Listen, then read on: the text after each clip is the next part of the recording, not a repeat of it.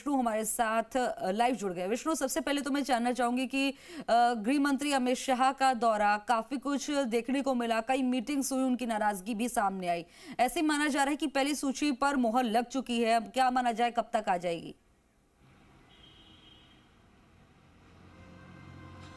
बिल्कुल खुशबू, लगातार इस बात को लेकर मंथन, जो महामंथन चला बीजेपी में, वो काफ़ी अहमकारी है, क्योंकि लगातार बीजेपी ने आगामी जो चुनावी आचार संहिता लगेगी उससे पहले जो तमाम रणनीति है उस पर विचार किया। इसके अलावा पार्टी के जो प्रत्याशी तय होने हैं उन पर मंथन किया गया।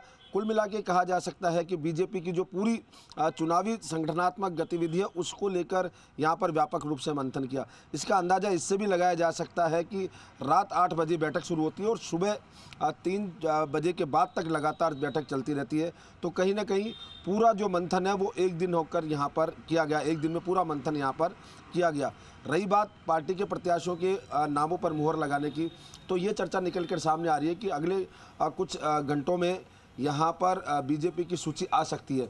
हालांकि इस बात की संभावना भी जताई जा रही है, क्योंकि 1 तारीख को यहाँ पर जो बीजेपी केंद्रीय जो चुनाव समिति है उसकी बैठक होनी है, ऐसे जानकारी मिल रही है। तो उस बैठक में इन नामों पर विचार किया जा सकता है, क्योंकि मध्य प्रदेश में और छत्तीसगढ़ में 2-2 सूचियाँ आ चुकी है, वहाँ यहाँ पर एक सूची भी अभी जारी नहीं हुई है। और ऐसे में बीजेपी के जो प्रदेश चुनाव प्रभारी हैं प्रहलाद जोशी सहित तमाम जो नेता, वो कहते आ रहे हैं कि कांग्रेस से पहले यहाँ सूची जारी करेगी बीजेपी।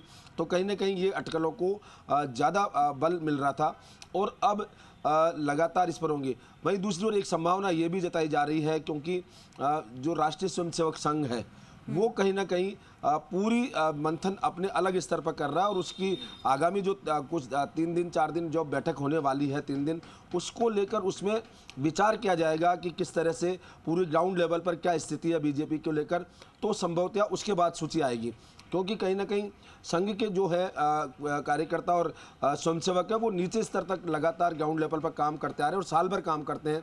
तो ऐसे में कहीं ना कहीं उनकी पकड़ ज़्यादा होती है। ये जो संभावना है उन पर भी विचार किया जा रहा है और उसको लेकर भी चर्चा है। तो ऐसे में जो सूची है वो 4 तारीख को भी 4 तारीख बाद भी आ सकती है।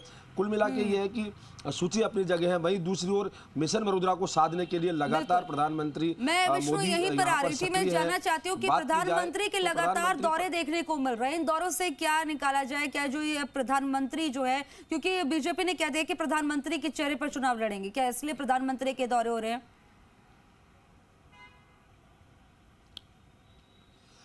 खुशबू, ये ठीक है, क्योंकि प्रधानमंत्री नरेंद्र मोदी लगातार मरुधरा पर आ रहे हैं। एक तरह से कहा जाए कि जो बीजेपी का केंद्रीय नेतृत्व है उसका पूरा फोकस राजस्थान है, और यहाँ राजस्थान में स्पष्ट भी किया जा चुका है, क्योंकि गुटबाजी राजस्थान में पिछले दिनों देखने को मिली थी बीजेपी में। तो उसको देखकर स्पष्ट किया जा चुका है कि जो बीजेपी है वो जो चुनाव लड़ेगी वो प्रधानमंत्री नरेंद्र मोदी और कमल निशान पर चुनाव लड़ेगी। और इसी बात को लेकर यहाँ पर लगातार बीजेपी के नेता भी कह चुके हैं, और प्रधानमंत्री खुद 25 सितंबर को जब जयपुर आए थे यहाँ पर दादिया के पास, जो उन्होंने परिवर्तन संकल्प महासभा की थी, तो उस दौरान भी उन्होंने कहा था कि कमल का निशान उसी पर ही सबको फोकस करना है और हर बूथ तक कमल खिलाना है। क्योंकि प्रधानमंत्री नरेंद्र मोदी जब किसी दौरे पर आते हैं, सभा करते हैं, तो कहीं ना कहीं उसका सियासी संदेश भी लोगों तक जाता है। बीजेपी के अभी जो परिवर्तन संकल्प महासभा हुई थी वहाँ पर भले ही अपेक्षा अनुरूप भले ही मान रहे हो भीड़, लेकिन एक प्रधानमंत्री की सभा में जो भीड़ होती है वो यहाँ दिखाई दी, और उसको लेकर उन्होंने साफ लोगों से आह्वान किया कि वो कमल हर बूथ पर कमल खिलाएं। और इसमें जो बीजेपी की जो प्रदेश भर के जो कार्यकर्ता थे बूथ स्तर के, वो लोग शामिल थे, साथ में आम जनता के लोग भी शामिल थे। अब प्रधानमंत्री 2 जो अक्टूबर को गांधी जयंती पर सांवलिया जी, चित्तौड़गढ़ के सांवलिया जी में आएंगे और वहाँ पर रैली भी वो करेंगे और साथ में सभा करेंगे। साथ ही शिलान्यास, जो रेलवे के शिलान्यास है, शिलान्यास के साथ लोकार्पण है, वो उन कार्यों को लोकार्पण भी करेंगे। सरकारी कार्यक्रम अपनी जगह अलग होगा और उसके बाद सभा होगी। सभा की तैयारियों को लेकर बीजेपी जुट गई है, और अभी देर शाम सूचना ये आई है कि जो प्रधानमंत्री नरेंद्र मोदी है उनका 5 अक्टूबर को भी दौरा प्रस्तावित है जोधपुर में, और वहां उस दौरे की तैयारियों को लेकर केंद्रीय जल शक्ति मंत्री तमाम जानकारी देने के लिए बहुत बहुत शुक्रिया। जो